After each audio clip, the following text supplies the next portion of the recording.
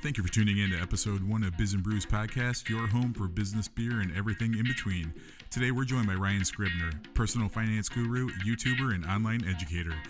Stay tuned in this episode to hear him talk about how he made $150 recording a video in his car behind a Wal-Mart, the first video of his that crossed 3 million views on YouTube, and then at the end, get a sneak peek to episode 2 of Biz Brews. Stay tuned. All right, today we're joined by Ryan Scribner, YouTube creator, online influencer. Ryan, thanks for joining us. Hey, thanks for having me on the first ever podcast, man. It's an honor. Yeah, I appreciate it. I'm glad I gotten to know you over the last year and a half. It's pretty impressive what you're doing online, and I'm glad I get to share the story with the audience.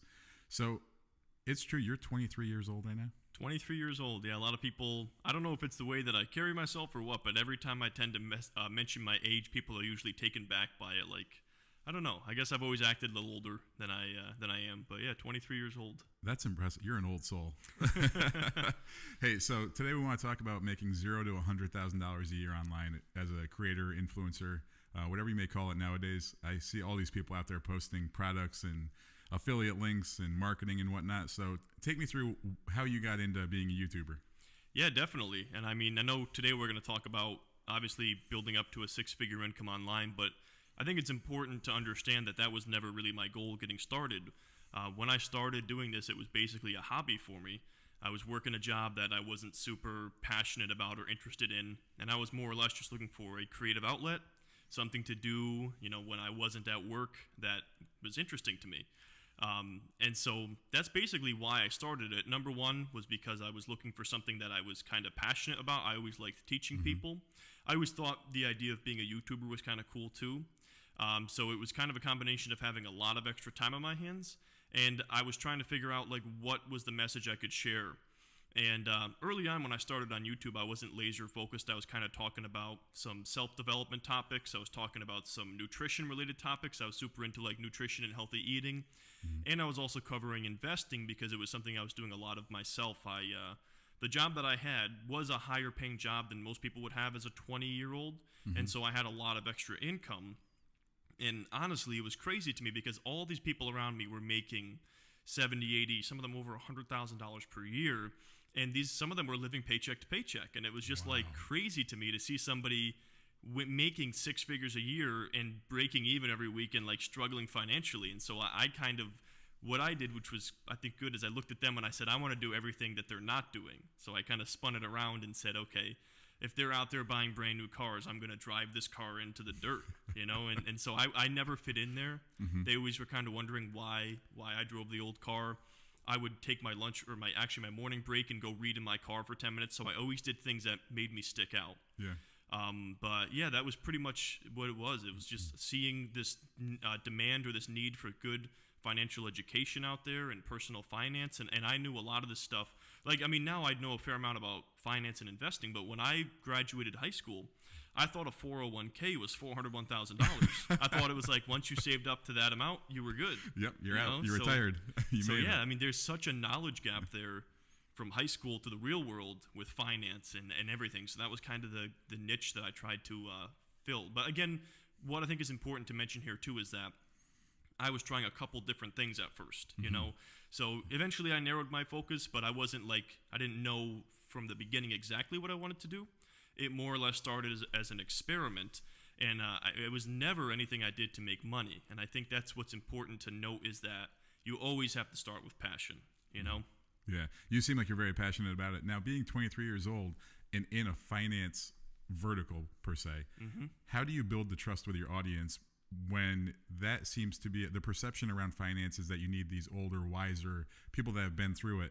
How do you do that? How do you control your audience and make sure that they are buying into what you're out there talking about and not recommending that they do something that you personally wouldn't do? Right. Well, so it's interesting because that exact stigma around finance, I think, is the reason why my channel has taken off the way it has, because everybody expects it to be a white-haired hedge fund manager, And so how is a millennial going to relate to that guy? If he's telling you to cut down on your discretionary spending and not to go out to eat and budget your money, you're going to look at this guy and be like, we're from totally different worlds, man. We are different people entirely. But when somebody who could be your peer is leading by example, and that's all I try to do on my channel. I don't try to tell people what to do. I just try to lead by example and kind of give people ideas And so when you see somebody your age doing these things, all of a sudden it's a little bit more realistic and attainable. And so I think that, and it's interesting too, because I can look at my analytics and I see I have people, the most popular age range is 25 to 34. Okay. But I also have people 65 and up. I have a huge crowd of like 65 and up people watching my channel, and it's amazing. So I think that now I think the idea that you have to be old to be wise is kind of something that people don't really believe in anymore. You can get good information from all kinds of different people, but it definitely was a barrier for some people. And I still get comments all the time saying like, does this kid even need to shave yet? And he's giving me like talking about stocks. And so like, I do get that once in a while, but for the most part, I think being young has helped me, relate to the young people. No, that's awesome. That's impressive that you have the 65 and older crowd buying into what you're putting out there. And I know. I never would have expected that going into it, but I mean, I just try to take complex subjects and make them as simple as possible. And lately, what I focus on a lot too with my channel, I mean, I guess I would say originally I would call myself the personal finance and investing channel, but a lot of what I talk about now is passive income, business ideas. I like to kind of take what I'm doing online and document it for other people. And so there's a lot of people, I think, it seems like everyone's all about the side hustle now these days. Everyone wants that, you have your 9 to 5, but what are you doing from 5 to 9? A lot of people have spare time and they want to be doing something. And so I try to show people all kinds of different ideas of things they can be doing and, different opportunities out there. And that's exactly why I started the Biz Brew podcast is a side hustle. I have a 9 to 5 gig right now. I've been a creative all my life. I'm into technology. And that's what drove this creative a podcast here. So absolutely, I get where you're coming from. So outside of YouTube, where else do you see the ability to make money? Obviously, people know that Google and all the ads that are played before YouTube clips, that's where you drive revenue. Yes. So if I want to get into YouTube, what's the barrier of entry for me to start a YouTube channel? Well, as far as the barrier to entry, I mean, there's quite a few there. I mean, this could be a whole episode in and of itself. But what I'll say here is that other than the basics of you need a camera, you need a set and everything like that, the number one barrier to entry, I think, for people is not really having any kind of focus. They're generally, so if we think about what YouTube used to be 10 years ago, it was cat videos, prank videos, fail blog, Ray William Johnson comes to mind here. So like there was a lot of this kind of like broad content that wasn't really, it was entertaining, but I think we've really transitioned in the last couple of years to a place where people actually go to YouTube to learn, whether it's how to change your oil, how to cook, how to season a skillet, people, and it's crazy too because YouTube is the second most popular search engine next to Google. So a lot of people start their actual search, I'm sure Baidu, but in the United States, I believe that's the case. It's number 2 here in the US, but people start their search on YouTube, which means people are coming to this platform to learn. And so I think people who have that mindset of using YouTube as an educational platform rather than, I'm going to record pranks in the hood with my friends or something like that, I think they're going to have much better success with it. Absolutely. I have friends that have just bought homes and their fathers come over and they're like, how'd you figure out how to do that? YouTube. Well, what do you mean? Well, there's that woman who built her entire house with YouTube videos. Really? Yeah, I saw this story a couple months ago. So like literally you can learn anything on YouTube these days. So it's like, it's amazing. That's changing everything. I think it's going to change everything about education. People going to college. You can literally learn all kinds of stuff on YouTube or free online courses or even ones that you pay for, and it's such a small amount compared to what you pay for a college education. So personally, I only see this getting bigger from here, this whole online education space. But I think that is the biggest barrier, is that people still, if you still look at YouTube as a place where you can go have a generic vlog, or you just pop on the camera and talk about whatever's on your mind, you're not really I don't think you're gonna build a loyal or big following because you're not really like the expert. But if you go on YouTube and you say, I'm gonna become the expert at this and I'm gonna share my expertise, I believe that's the right mindset to have. Absolutely. So your first video that you ever put out on YouTube, what did that make you? The first video, so here's the thing, a lot of the older videos, when I decided to basically focus in on personal finance, I deleted my videos, or I marked them as private in case I wanted to look back at them, the ones related to nutrition and personal development. But the first finance or investing related video I did was called How to Improve Your Credit Score, or How to Build Your Credit Score as an 18-year-old. And I leave that video up for a reason, because people might see my videos now and say, it's a pretty decent setup, nice camera. I always want to show people where I started. And true story, where I started is that when I was working, I would obviously get my lunchtime, and I would drive to Wal-Mart, and I would park behind Wal-Mart, and I would record a YouTube video from my car. And No. I'm not kidding, the That's video's up there. amazing. You guys can look it up. It's how to build your credit score at 18 or something. Wow. So that video is a little over 2 years old, and that is the truth of where I started with this. And so that video itself, it's probably made me $100 at that, maybe $150. Really? So I mean, for one video I shot in my car, that's Yeah. pretty cool. If you tell Yeah. me that I can go record a video in my car behind Walmart and make $150, I'm in all day long. Yeah, That's impressive. Absolutely, I know, it's cool, and it's amazing because I think that video alone has like 1,000 likes, and so I look at that and I'm like, people see a video of a guy in his car. And they're like, oh, cool, that's good advice, man. Like, so you literally can start anywhere. Anybody who says like, oh, I gotta, spend $1,000 on a camera and all this and that, like that's just an excuse. You can start with the phone in your hand if you want to. Absolutely. And then there's so much we can talk about here. But one of the things I want to mention too is that a lot of your early content on any platform is for you, not for other people. It's for you to practice. Those are like your practice rounds. And then once you kind of hone your skills, that's when you want people watching. Because if you start a channel, you kind of suck at the beginning. You don't want all those views in the beginning. You want to kind of, come into your own a little bit before the views start coming. So that's why I like YouTube, because it's definitely a game of patience. Yeah, absolutely. Do you go back and watch your old videos every once in a while? Once in a while, I do, yeah. So, like, I'll get a comment here and there like, wow, you've improved so much in the last year or two. And, like, I don't really see it day by day, but I'll go back and look at some of my videos, and I'm like, I want to delete them, but I leave them up because I want people to know this is where everybody starts. Absolutely. So when did you go full time on YouTube? So I went full time, and also just to mention, this was not by any means a popular decision among my family members or friends. Picture 22 years old at the time, $70,000 a year job, which a lot of people thought was like amazing. And I'm just telling people I'm going to quit my job to make videos on YouTube. And at the time, I had 10,000 subscribers, and I was making $1,000 per month. Now, it was not a lot of money, but one of the reasons I was able to do this is because I still lived at home. I saved a ton of money. I literally saved pretty much every penny I could from my job because I saw that as my a safety net, to get out. That was my rope to get out, to climb out of this thing. So I saved as much as possible. But it was June of 2017 that I actually went full time with it. Again, making $1,000, not a lot of money. And so we are looking at about 18 months or so, a year and a half now. And it's amazing to me how fast this has scaled up from there, because I knew, I really had confidence in myself that I could do it. I didn't know how I was going to do it. But I found that every single thing that I learned from there on, like there were different phases I went through, like how I was going to make more money with the channel. I started out thinking like I'm just going to post a video every single day. And then I found out that a lot, when I do that, the quality suffers. And then I was like, okay, well then how do I make money if it's not posting video after video? And the number one thing that I can stress is diversifying revenue streams and not relying on any one thing. And so most people, when they look at YouTube channels, they think the majority of the money you make it from ads.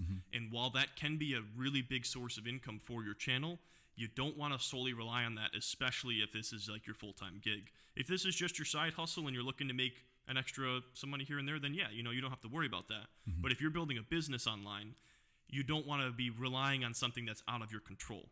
Absolutely. And organic traffic, 100% out of your control. An algorithm could change, and next thing you know, your whole business could no longer be profitable, or you're making a fourth of what you were making before, And I've seen some recent turmoil with YouTube and the algorithm changes and whatnot, and people seeing videos demonetized and whatnot. So what's your take on that? Yeah, Have you ever had any videos demonetized by YouTube? I've had one demonetized by YouTube. It was about marijuana stocks. And so obviously being drug-related, very loosely drug-related, the way that works is they crawl through it. They look for hot words that are bad, and then they say, okay, we're going to demonetize it. But luckily, because my content is not controversial at all, I do know that if you swear a lot in your videos, you can get demonetized, or basically you'll get limited ads. So advertisers can say, oh, I don't want to be shown before videos with bad language or things like that. Absolutely. But, rightfully so, because I have my niece and nephew. Every time I look at them, they have an iPad or a phone in front of them, and they're watching YouTube videos. I don't want them watching a video that has that kind of... The F word or anything like that. So it's good that they're policing it better than they were. But if you want to have, advertiser-friendly content, just, keep it PG or PG-13, basically. But So in the regards to the topic of making $0 to $100,000, your first video making you up to about $150 now, and going full time over the past 18 months. So if you're making $1,000 a month with 10,000 subscribers, I saw that actually just this morning you passed 310,000 subscribers. So congratulations on that. Yeah, thank you. That's Appreciate pretty. That's it. pretty awesome. It's every time I look at that number, it's unbelievable to me. But I mean, it's just persistence, I think, and just keeping with it. So as the audience has grown, how have you figured out other ways to monetize your online influence? What else are you doing outside of YouTube? Yeah, so I mean, the biggest change that I made to my business, I guess, has been spinning off my channel and having the Instagram account that I now own. And I didn't actually build it myself, but I purchased it. Okay. Actually, you and I were hanging out in New York City the day after I purchased it, and I was talking to you. I was like, I just PayPal'd this guy a bunch of money, and you were like, "Are you serious? Well, did it actually go through?" I was like, "Yeah, man, I got the page." That was wild. I've never seen anything like it. I use Instagram obviously for everything. You can find us Biz Brews on Instagram, but to know that you purchased an Instagram account, that's a bold move. Yeah, and especially at your age. And when so you're many building people too. I tell them that they're like, Instagram accounts have value, and I'm like, yeah, they do. But so that was the biggest change I made this year, was buying that following basically, and it's Investing Simple over on Instagram. We're just about to hit 200,000 likes or followers over there, which is cool. Wow. But the reason why I wanted to do that is because I wanted something totally independent of YouTube. And some people have asked me, why haven't I taken that and made that my personal brand, changed it over to me? I want that to remain totally independent. And that's something you might want to consider yourself as a creator, because let's say you do decide to have an online business. Maybe you're going to have a blog and you're going to have a YouTube channel and Instagram and all that. You might want to have something that's not necessarily your personal brand, because at the end of the day, not everyone's going to like you and not everyone likes me. And so somebody who's interested in investing might watch my videos and say, I don't like you, you have a weird nose or something. But they might follow me on Investing Simple because they don't know that I own that. So there's definitely some value in keeping those two things a little bit separate. A little smoke and mirrors, a little trickery. Bit, yeah, a little bit of a wall there, or a veil. But actually, I just saw an article speaking about a little trickery of the brand. Did you see the Payless pop-up store that popped up in Los Angeles that they did? No, I didn't. So they went, and actually it relates directly to online influencers. They started a pop-up store called Palessi, and they positioned it as a high-end shoe store, and they were having influencers pay up to $640 per pair of shoes, and they were their normal $19.99 Payless shoes. That is crazy. That right there shows that the image or perceived value of something is strictly that. That's amazing. Exactly that. They were so excited. They were posting it all over social media. And it so was the CFO and the marketing guru had the exact same mindset of, let's see what they actually think if it's just a brand recognition problem. Yep. Definitely, yeah. And Payless, they're having problems anyway, right? As a company. Oh, yeah. Yeah, for sure. But so that's basically the biggest change, was having that thing separate from me, and also building out the blog behind that. So I have investingsimple.blog. So not only do I have multiple revenue streams for my YouTube channel, I have multiple platforms now, and each of those have their own streams of revenue. So I just like to be, believe it or not, even though I did take this leap of faith, if you call it that, and do this YouTube channel, I'm pretty risk averse. I'm not somebody who's like super high up on the risk tolerance level. So I like to be as diversified as possible with my income streams, and I don't want to be anywhere near relying on one thing. So I can confidently say that if tomorrow YouTube shut down and I lost everything, I'd be all right, because I have the Instagram account and the blog to fall back on, and then I'd be able to dedicate my time full time to that as well, just so I'd have something else to build up. So how do you actually monetize the Instagram account that you purchased? Yeah, so that's pretty simple. So one of the main ways is by paid shout-outs. Now that's the easiest way to make money, but it's certainly not the best. And so if you're out there listening and you have an Instagram account and you're saying, I want to make money with it, one of the better ways to do it is affiliate marketing. So you want to establish relationships with brands in your niche, and obviously every niche out there is different. So for me, it's a lot of investing platforms and brokerages that I already have relationships with because of my YouTube channel, and so that's where most of the money is made, is through referrals to these different brokerage accounts. But yeah, that's primarily it. It's affiliate marketing. We also do pretty well with Amazon affiliate links, so we have a couple stories. And when I say we, I have somebody who manages that page for me, so I actually don't even touch Investing Simple, which is cool because it's something that runs on its own because I have somebody doing that for me. Really? Yeah, I basically help him like top level look at the content that we're creating and kind of oversee it, but he does all of the the work involved with that. So it's kind of that's interesting. Yeah. So let's talk about that for a moment. Obviously, you've built up your brand. So Ryan Scribner, you, Yes. but also your brand. How many other people are behind the scenes? There's really not too many. There's myself, and then there's my friend who manages my Instagram page, and then we have I have one other person who helps me with some search engine optimization of the blog, and I have one person who does a little bit of actually two people doing some content creation for me for the blog, but nobody's full time. It's really mostly pretty much a one-man show with a little bit of support from the back.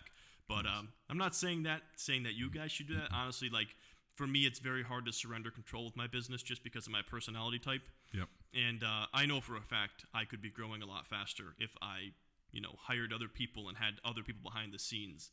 So as soon as you can, hire things out, get a virtual assistant, then start doing that because it's really going to help you in the long run. Really?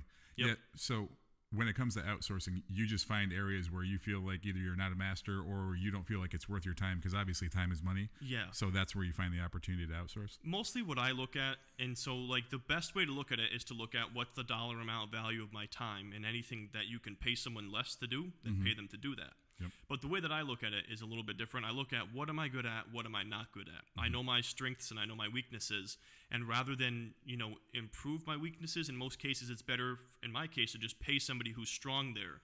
So I know graphic design, not really one of my strong suits. So if I was going to sit there and try to make content, make Instagram posts, it would take me twice as long and they would look like crap too.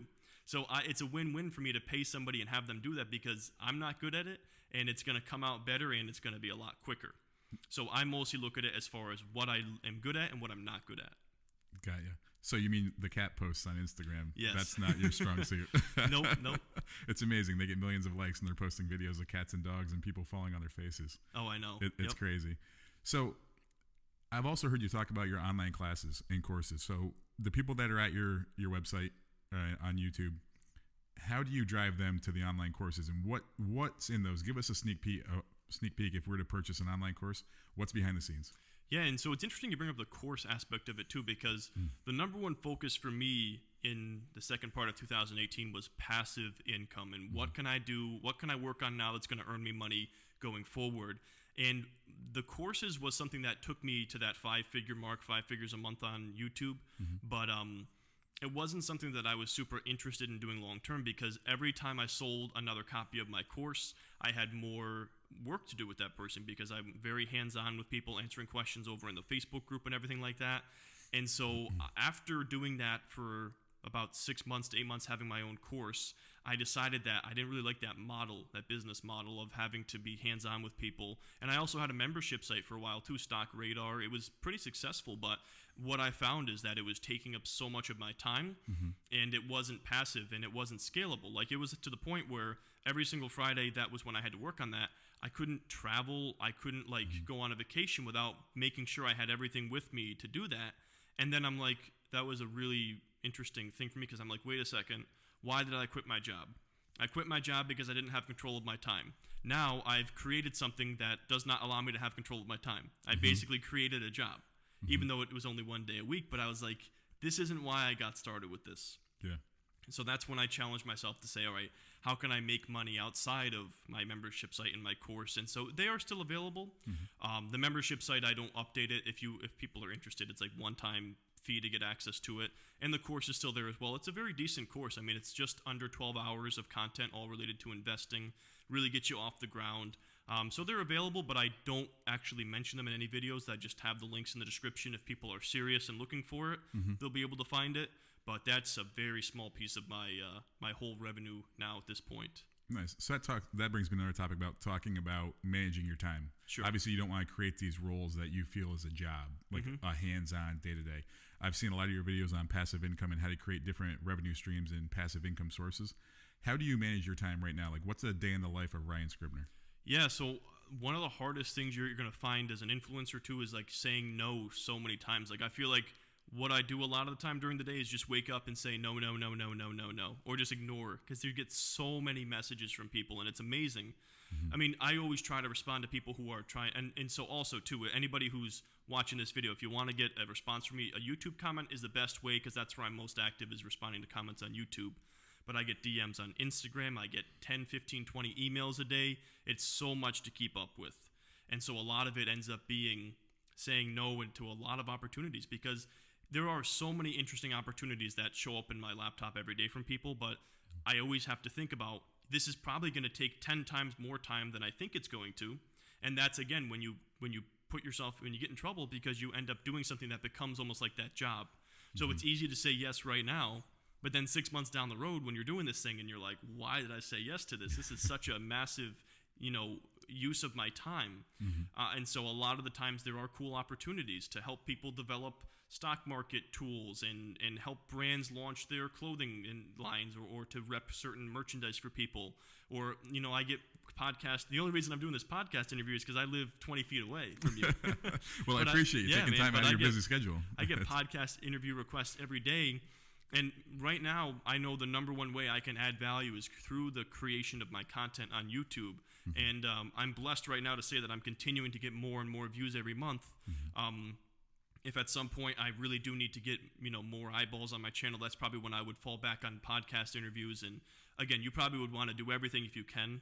Yep. And I know that if I did have better systems in place, maybe had some employees, I could do it all and do the podcast interviews and all that. But at the end of the day, and I know I'm going all over the place with this, so I hope this is useful to you guys. But my goal at the end of the day has always been having control of my time, being able to figure out what am I passionate about in life? What do I want to do with my life? My goal is not to make every dollar there is out there to be made. And so there are times when I say no to opportunities that could potentially earn me a lot of money, because I know how much time is involved. And so my goal with doing this was never to make money at all. And so I don't say yes to things because of the money. I say yes because, it's something that I'm interested in doing. And at the end of the day, I want to have multiple hours a day where I'm doing what I want to do. That was always my goal. I don't like working too much on weekends. I like to just put a couple hours in on the weekends. And I don't want to get to that point where, my every hour is accounted for during the day with a schedule. So some people, that's their goal. That's what they want to do. They want to make the largest impact possible. But no, that's pretty powerful for advice in terms of being able to say no. A lot of people say yes to everything, and then they crowd up their schedule, and then they disappoint people when they have to say no to them down the road, or they have to cancel on them. So I'm a firm believer in saying no up front and not disappointing. It's an under-promise, over-deliver scenario. I completely agree with that, and there's so many people that, well, I think this is one of the problems too, is a lot of people, there's two problems. There's the type of person who says no to everything, but then the type of person who says yes to everything too. So like, let's say you're somebody who's, a young person, you don't know what you want to do in life. That's when I would say yes to everything that comes along, everything that comes up to your path. You're going to find out what you like and what you don't like. But then after a while, you have to get a little bit more selective and say, okay, I'm only going to say yes to these certain things. But some people get caught in that trap where they never stop saying yes. And I have friends where they claim they have a business, but the business has them, because they say yes to everything. They're running around like crazy, as they say, working 8 days a week. And it's because they're afraid to say no or not respond to somebody. But the thing is too, you have to think about that. Like, I'm sure you have a favorite celebrity, right? Absolutely. Who's your favorite celebrity? Oh, Ryan Gosling. If you send him an email or text him, do you expect to hear back? Absolutely not. Absolutely not. So it better be a great tweet. Yeah. So at a certain point, you have to realize, like, these people are making an impact on millions of people's lives. They don't have time to respond to everybody. They make the biggest impact they can by doing what they do. And at a certain point, you have to value yourself. I'm not saying at the Ryan Gosling level, but at a level above just, the average person you can text and, socialize with. You have to realize, okay, my time is a little bit more valuable, and I have to focus on what's, give me the best return on the time you have put into it, Absolutely. And I'll say, even on a macro level, you and our conversations that we generally have back and forth in text messaging, it's very to the point and it's concise. Yep. It's not small talk. We always make sure that we talk business or we talk personal. It's either grab a drink or we're going to talk business. Yeah. Usually it's two of the same. Absolutely. Like tonight after this podcast, we're going to head to Saratoga and enjoy a dinner and drink. So yeah, and so that's another piece of this too, is the fact that a lot of people they mix that together, and so you and I have the same, very similar personality type, where we're like, hey, we're not into the small talk. I mean, when we're hanging out, socializing, there's always a time for it. But before we were setting up this podcast, we weren't sitting around, we weren't cracking beers yet. We were figuring out all of this equipment, and so getting down to business for sure. Definitely. So taking it back kind of the beginning of the starting out and making the money online, if I am beginning on YouTube or looking to make an influence on social media or through affiliate links, I should be setting up every possible affiliate partnership and saying yes to any partnership I can to drive traffic to my channel. Would you agree? I wouldn't, actually. The one thing I wouldn't agree with that is saying yes to every partnership with affiliates, because you're going to get, once you build a following in that space, you're going to get a lot of people contacting you, and you want to make sure that at the end of the day, your brand is on the line with every person you affiliate with. Absolutely. And not everybody is as honest as you and I are out there. I'm sure everybody knows that. Some people are out there looking to make a quick buck. Yeah. And so if you say yes to every single opportunity, eventually you're going to get a sour apple in the mix, and it's going to hurt your reputation. That's good advice. Absolutely. So you do have to be making sure that you're talking with these people, and if you're recommending anything, make sure you've done it yourself, or you would at least do it yourself. Don't ever tell somebody to go do something you wouldn't do. And so whether it's an app, I don't care if it's a free app and they're going to pay you $50 to promote it, download the app and go through it quick. After downloading it, how do you feel? Did this improve your life? Is it just kind of like, all right, that's kind of cool? Or do you find out this is an app that they're using to try to get information from you, and you realized, oh my gosh, I could have sent this out to my audience, and it would have been bad. Yeah, I've seen that. If something seems too good to be true, you are generally the product. Yep.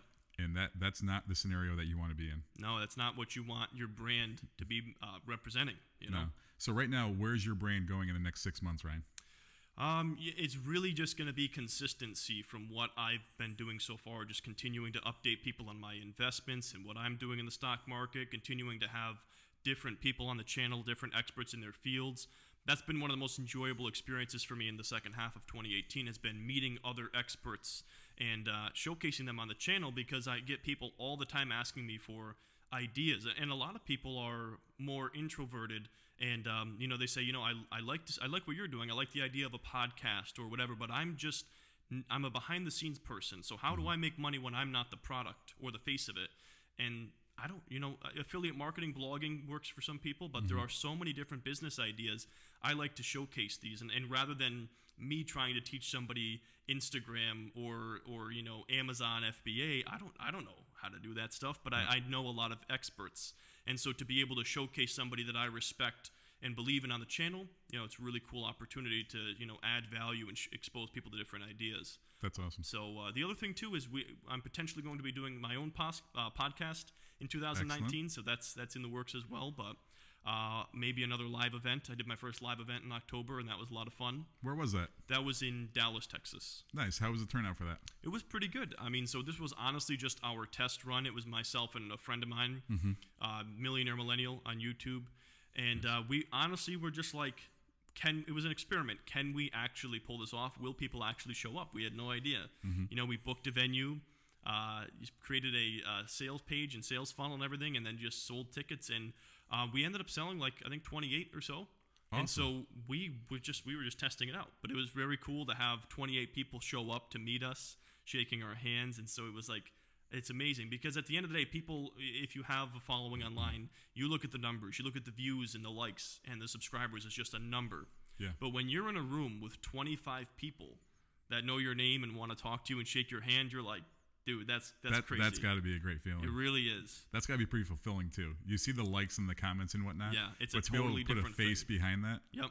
That's awesome. And that's something I would encourage you guys to keep in mind too, is like, let's say you start off a YouTube channel and you're like, man, I'm only getting 50 views a week or 100 views a week. That's 50 or 100 people. If they were in a room with you, you'd feel a lot different. Absolutely. So keep that in mind for every view or subscriber or like that you're getting.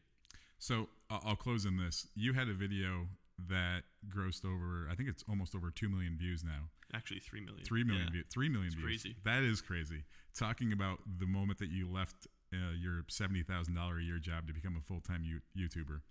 What do you think drove that amount of traffic to that video? That was a weird time. I don't know what it was. There was a lot going on. Some people said that YouTube was broken that week, that there was an algorithm, something going on. But it's funny because a friend of mine in this entrepreneur niche just had something similar happen. he did an unboxing video for a credit card that he got. That's a very prestigious credit card. It's like typically you need to have a $10 million net worth with this company to even get this credit card. And I randomly came across this video. Did you? You saw that video? Yeah. So it got shared to you? Yeah, It was being somehow. shared all over the place. I have no idea how I came across it. Yeah, so that I don't was search credit cards on I know. YouTube. I think it was being pushed out to everybody. He's a friend of mine. What? Yeah, Graham Stephan? Yeah. Yep, that's him. That's Did you watch so crazy. the video? Oh, yeah. Yeah. That's so funny. amazing. It got pushed out to so many people, and his video there got like 1.2 million views in a week, which is the same thing that happened to my channel. But I think at the peak, that video was getting... My video was getting 12,000 views per hour. At one point, I believe he hit 35,000 views per hour on that video. That's crazy. So, like, I don't believe that it was an algorithm screw up now after seeing it happen to somebody else. I think it was just the perfect storm of elements. And it's funny because as a creator, sometimes I'm like, I'm making a video. I know it's going to go viral. I post it and nothing, you know? Like, pretty much, there's been a few times when I have a topic, I'm like, this is a good topic, I think it's going to go viral, and it does. Maybe once out of every 10 tries, you know? This was a video I never thought was going to go viral. I was sitting there at the gym in between sets on the weight bench, and I'm thinking, like, why is everybody, like, what's the number one misconception about money? And I'm trying to think back to, like, what are my earliest lessons on money? And one of my earliest lessons was that 40 times an hourly rate equals your weekly pay, you know? And I tried to challenge that. I'm like, why is that the basic formula of money? Why is it time times hourly rate equals your pay? And why isn't it more about skill? You know, instead of making money being related to all the time you put in. And so honestly, what it was taking the teachings of like Robert Kiyosaki, Rich Dad, Poor Dad, a couple of other things from other books I've read, and just kind of packaging it up into a neat 10-minute video. And then what was really enticing about that too is and again, I wish I could say I planned all this, but I didn't. I didn't plan this, but on the actual whiteboard I was holding, I wrote down the formula of like X times 40 equals S or whatever, something like that. And people saw that. They're like, what does that stand for? What is the X? What is the S? What is this formula? It was very simple. Yeah, people saw that and they're like, what is that? I don't know what that is. And then I also, last minute, I was like, I gotta dress this up a little bit more. So I added, nobody told you this, ... to the top left in text. And let me tell you, since then, I've probably seen 24 people incorporating that slogan or line into their thumbnail. So it's so funny. The curiosity kills people. It's like, I got to click. Yes. I got to know what's behind there. But so yeah, that's actually one more thing I want to tie in here is that with YouTube, if you're trying to build a following, or even like on Instagram, you know, you don't have to reinvent the wheel if you don't want to. And I don't recommend reinventing the wheel. I will frequently make YouTube videos because it worked for somebody else. And it's probably going to work for me because the algorithm is going to continue to serve up what is working. So Absolutely. If I knew a lot about credit cards, which I honestly don't, maybe I should have followed that up with a credit card related video. And, you know, because it I worked. want to put a credit card video out there of me unboxing my new credit card and hope that 12 million people watch it. Crazy. But yeah, I mean, so if you think about it that way, you don't necessarily have to be creating all of this content or coming up with your own ideas. One of the best things you can do is just to spin off, and I'm not saying copy, I'm saying do something with the same general topic or feel of the video that did well, because the algorithm is going to continue to serve that up. But what I will say is with over 2 years of looking at the data, looking at the analytics, there's no technical factor behind a viral video that I've come across. I used to think there was all these different theories, like YouTube runs, you know, it shows your video to test audiences and then it goes broader and broader, which I believe is true. But seeing what I've seen, there's been times when I'm like, I know exactly what makes a viral video. I know what it looks like from the analytics and the views, and then something will take off and it doesn't follow the same trend. And I'm like, oh crap, that's not it. You know, so it's all about building a genuine audience, not trying to game the system. There's no way to game the system. Maybe 10 years ago, those black hat SEO tricks would work. Yeah. Spamming, dropping a ton of tags in your description, they don't work anymore. You're going to get a community guideline strike. You got to do it the right way. Absolutely. You know, and the right way to do it is by starting with passion, putting in a massive amount of work, and adding value at the end of the day. You know, just going for value. it. Yeah, just going for it. Yeah, absolutely. A lot of people have these great ideas, and they're all about ideas, and they can't take that initial first step. So that's one thing that I would recommend to anyone that's listening or watching is take that first step. You never know what is down the road. Now let me flip this on you quick, because this is episode 1 of your podcast. Yeah. What has motivated you to take the first step? So I've always been a creative individual, and my 9 to 5, I work in the tech space, so technology and being creative, and I genuinely like to learn about people and what drives them and what makes them successful. So being able to meet people like yourself and other people around me and hear their story, I feel like that's going to resonate with a lot of people. Sure. And I just want to share that story with as many people as possible. Right now, we're in an age where people want to be able to multitask. They don't want to have to worry about sitting down in front of a TV and consuming. They want to be able to be walking around. They want to be on road trips. We're an experienced generation. I want to share that entertainment so you can consume it anywhere you are at any time. That's where I feel like a podcast, YouTube channels, we have these devices in our hands at any time that are, it was worth $20,000 10 years ago, the technology that's wrapped up in our hands. Yep. So I feel like it's a really good time to be sharing the story of these people and influencing our next generation to be out there and be creators and take a leap of faith.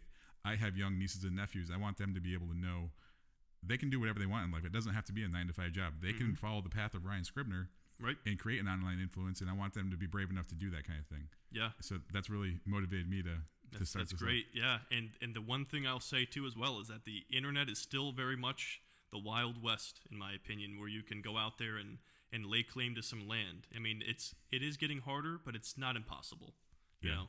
Awesome. Well, Ryan, I appreciate you taking some time out of your busy schedule to join me on Biz Brews, and we'll wrap it up there. And if anyone hasn't heard of Ryan Scribner, make sure you go follow him on YouTube at Ryan Scribner on pretty much every platform, and then Investing Simple as well on Instagram. Yep. All right. Thanks for having me on. Let's go grab some dinner. Hey, thanks for tuning in to episode 1 of Biz Brews podcast featuring Ryan. I hope you guys enjoyed, and if you did, please consider subscribing on Apple Podcasts or Spotify or wherever you may find your podcasts online, as well as following along on Instagram and Facebook. I'll be doing a little bit of behind the scenes and giving you a sneak peek of the guests to come. Next up on episode 2, we are going to be interviewing a couple gentlemen that are taking a homebrewing operation up to a full-scale brewery and what it takes behind the scenes in that process. It's going to be a great episode. I know you guys will enjoy it, so be sure to subscribe, and I will talk to you guys soon.